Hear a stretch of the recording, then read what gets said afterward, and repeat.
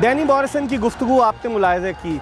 हमने बात की न्यूजीलैंड के ऑलराउंडर ग्रांट एलियट की। आपको याद होगा कि पीएसएल के दूसरे एडिशन में जब इन्होंने इस्लामाबाद यूनाइटेड के फास्ट बॉलर मोहम्मद समी को छक्का लगाकर कामयाबी दिलवाई अपनी टीम को लाहौर कलंदर की, तो उन्होंने एक नए अंदाज से जश्न मनाया, अपना बल्ला नीचे गिरा दिया। और इस तरह से उन्होंने इस इंटरव्यू में मिसाल दी कि ओबामा की, जो अमेरिका के साबिक़ सदर हैं, कि जब उनका टेन्योर ख़त्म हुआ तो उन्होंने कहा उन्होंने भी यही स्टाइल से अपना सेलिब्रेट किया था। हमने गुफ्तगू की ग्रांट एलियट से, बहुत सारी बातें की, उनके क्रिकेट कैरियर के हवाले से बात की। हमने बात की कि वो डरबन कलंदर्स के जो टूर्नामेंट होने जा रहा है उसमें डरबन कलंदर्स की टीम के वो असिस्टेंट कोच हैं पैडी अपटन के साथ। साउथ अफ्रीका में ये टूर्नामेंट हो रहा है, उसके क्या असरात मुरतब होंगे। और साथ ही साथ हमने बात की ग्रांट एलियट से पाकिस्तान में मौजूद टैलेंट के हवाले से, कि पाकिस्तान में कितना टैलेंट है। जिस तरह से लाहौर कलंदर ने मुख्तलिफ शहरों से क्रिकेटर्स को जमा किया, यूथ को। और फिर हमने फास्ट बॉलर्स के हवाले से बात की कि पाकिस्तान ने सफ़े अव्वल के फास्ट बॉलर्स प्रोड्यूस किए इंटरनेशनल क्रिकेट में, चाहे वो फजल महमूद हो, सरफराज नवाज़, इमरान खान, शोएब अख्तर, वसीम अकरम, वकार यूनुस, फिर मोहम्मद जाहिद भी कुछ अरसे के लिए आए। तो इन सब के हवाले से भी, यानी कि फ़ास्ट बॉलिंग के हवाले से भी हमने गुफ्तगू की और बड़ी दिलचस्प गुफ्तगू थी। आइए आपको सुनवाते हैं न्यूजीलैंड के ऑलराउंडर ग्रांट एलियट क्या कहते हैं। I have got with me Grant Elliott, the Kiwi all-rounder who represented New Zealand in all form of cricket, Test, One Day and T20, and he is also the bowling coach of Durban Qalandars, who's going to participate in Global T20 League in South Africa. Grant, thank you very much for giving us some time. Firstly, I'll ask that you were born in South Africa, Johannesburg, grew up in Johannesburg, and then you went to New Zealand. What was the reason of that? You didn't get any sort of opportunities because you played first-class cricket in South Africa. Yeah. No, I had opportunities. At that stage, there was a contract dispute. I couldn't go back to South Africa, so we decided. I was in Holland at the time. I was playing cricket there. Okay. And I chatted to my good friend Ken Rutherford. I don't know if you remember him, who captained New Zealand, and he said, well, there's a position you can go to New Zealand and start playing club cricket there. And I saw, looking at the pathway that, we've got behind us here, I could see a natural pathway to the international team. Okay. Played one season there and I thought, well, I'm going to make New Zealand my home. Your father had been a plastic surgeon and you came towards cricket. What is the reason of that? Were you very fond of cricket, watching South African players in action? Who inspired you? What was the inspiration for you? When I was at school and I was 12 years old, we had to write an autobiography, and I've still got that page, and we had to write about our careers. Okay. And I wrote that my career was an international cricket player. Okay. So even at that young age, I had the dream of playing cricket. I don't know what it is. Everyone that has a passion for something, you wake up in the morning and you just want to be better at it. So I always wanted to play cricket. When I was 16, I was playing 7 days a week, 3 matches a week, and the rest of the time practice. And I just had this drive to play international cricket. My father, I don't think he wanted me to become a doctor. And yeah, I guess they supported me, which was great. I mean, it was a success in that I reached that goal, and it's given me a lot of experience around the world. Besides playing cricket, you also do a job of business development manager. How's that? Yeah, I like to keep busy. I've got a mind that thinks a little bit too much, so sometimes it's good for me to think outside of cricket, so that when I'm on the field, I can just enjoy it. That is the reason. Yeah.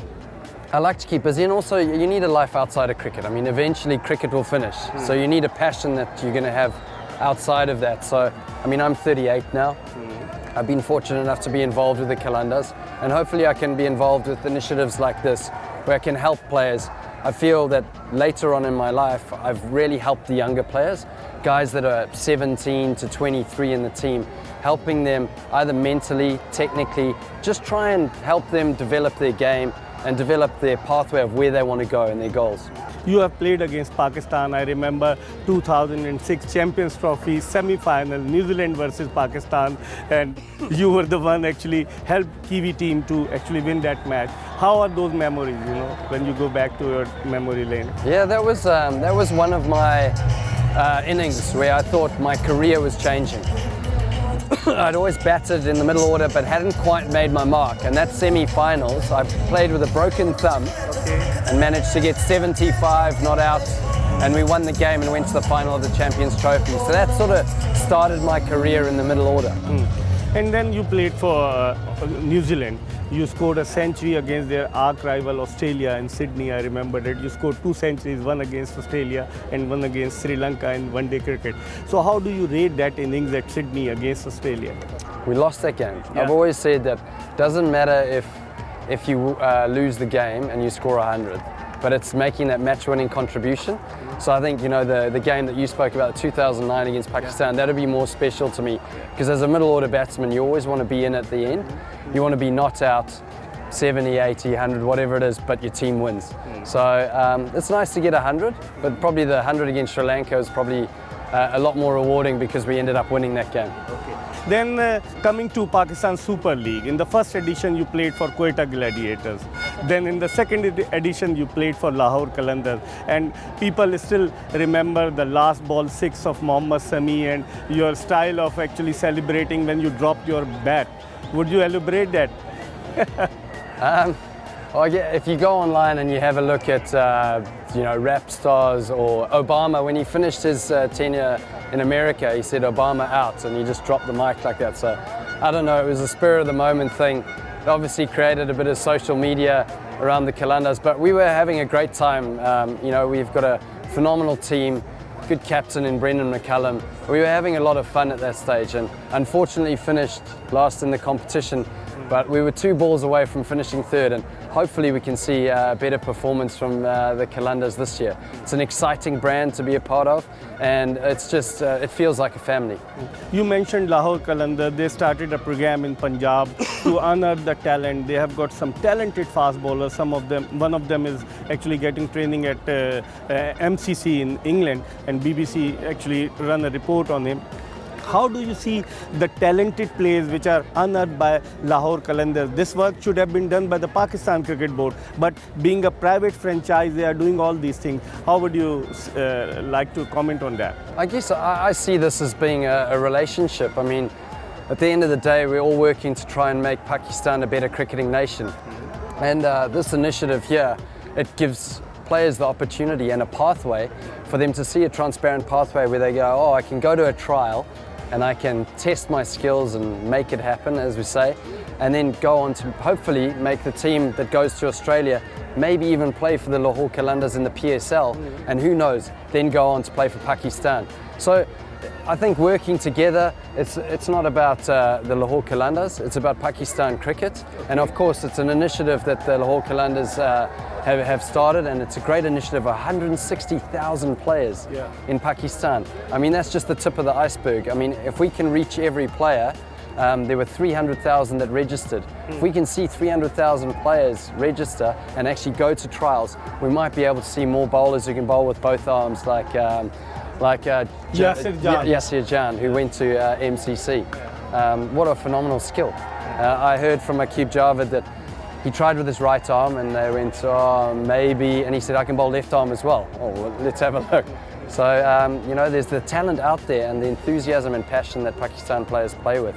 I've got no doubt that you unearth some real talent. Why people call you Shunt?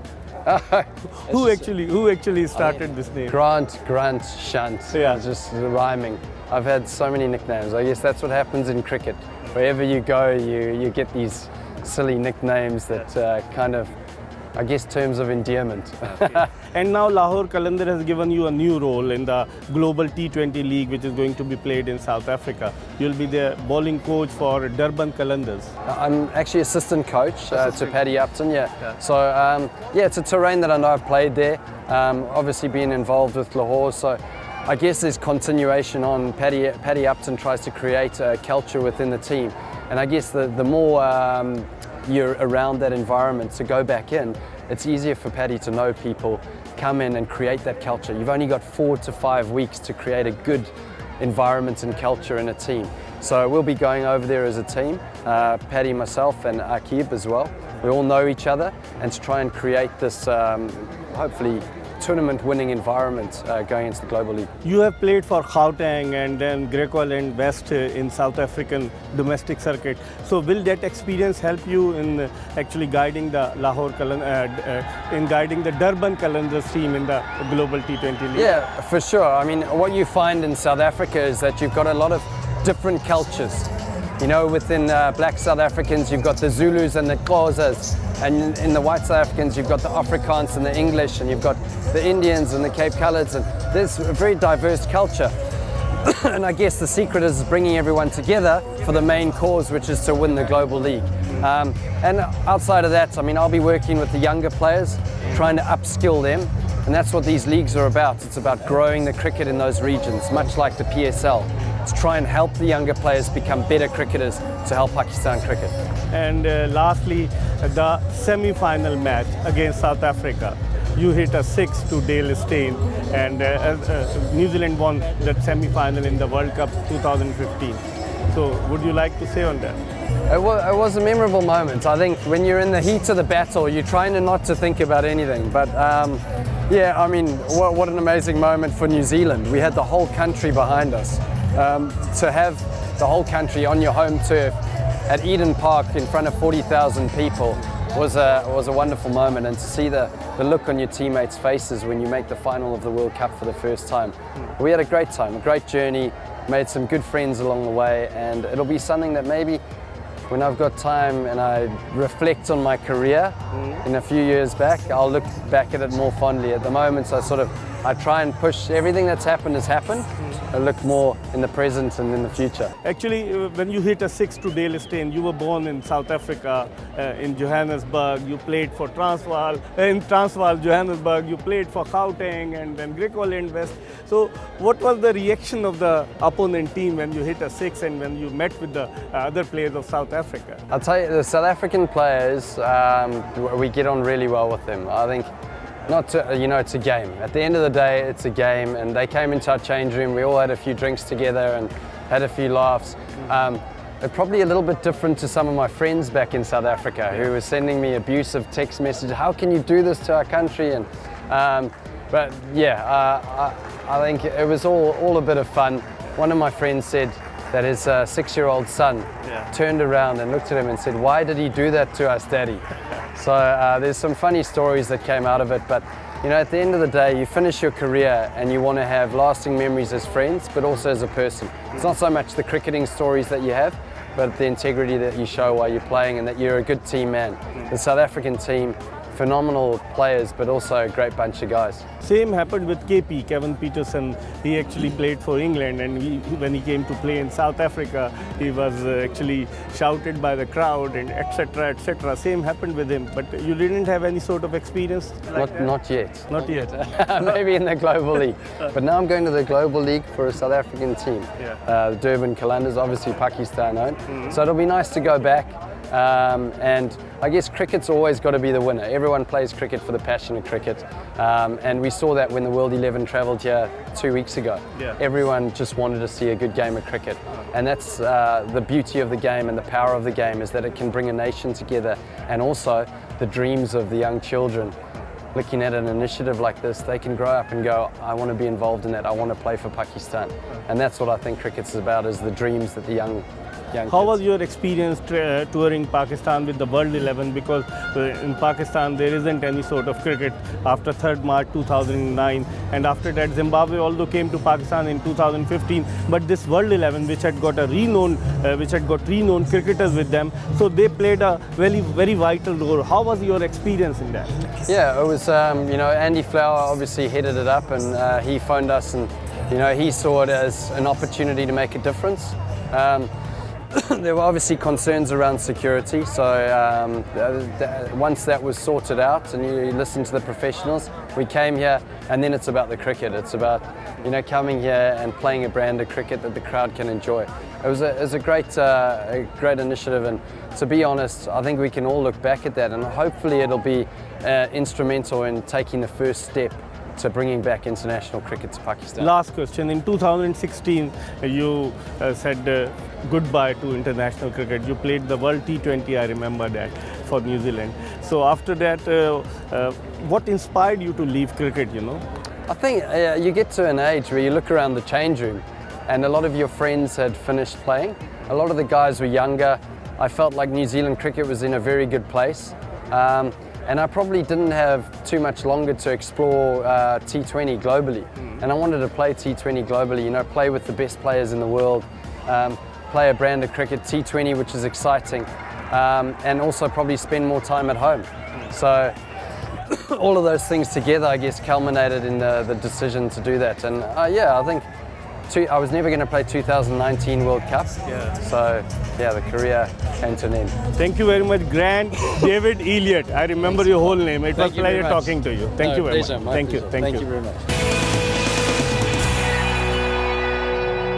जी, आपने episode मुलाज़ा की special episode express sports page की Gaddafi stadium Lahore से, जिसमें हमने आपको 2 interviews दिखाए, Danny Morrison और grant Elliot के।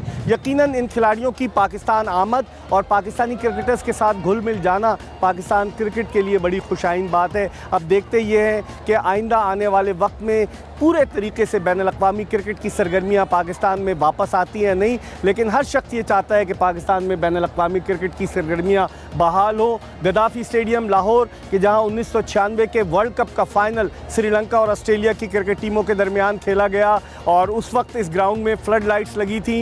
ये वही मैदान है कि जहां उस वक्त के वज़ीर आज़म जुल्फ़िकार अली भुट्टो ने एक जलसा किया था इसी गद्दाफी स्टेडियम लाहौर में, और उस वक्त जबकि इस स्टेडियम का नाम लाहौर स्टेडियम था, उसे तब्दील करके गद्दाफी स्टेडियम रखने का ऐलान किया था। और इसी मैदान पर आपको याद होगा 1978 का पहला champions trophy world hockey tournament यहाँ की घास पर मुनक्किद हुआ। इस्लाउद्दीन कप्तान थे, पाकिस्तान वो टूर्नामेंट जीतने में कामयाब हुआ। लोग चाहते हैं कि बैनुल-अक़वामी क्रिकेट की सरगर्मियाँ बहाल हों और यकीनी तौर पर हम भी यही चाहते हैं। हमें उम्मीद है कि हमारी आज की ये कोशिश, ये काविश आपको पसंद आई होगी। इंशाअल्लाह अगर ज़िंदगी ने वफ़ा की तो अगली एपिसोड में फिर आपकी खिदमत में हाजिर होंगे। उस वक्त तक के लिए मिर्ज़ा इकबाल बेग एक्सप्रेस न्यूज़ की पूरी प्रोडक्शन टीम के साथ गद्दाफी स्टेडियम लाहौर से आपसे इजाज़त चाहता है। अल्लाह हाफ़िज़।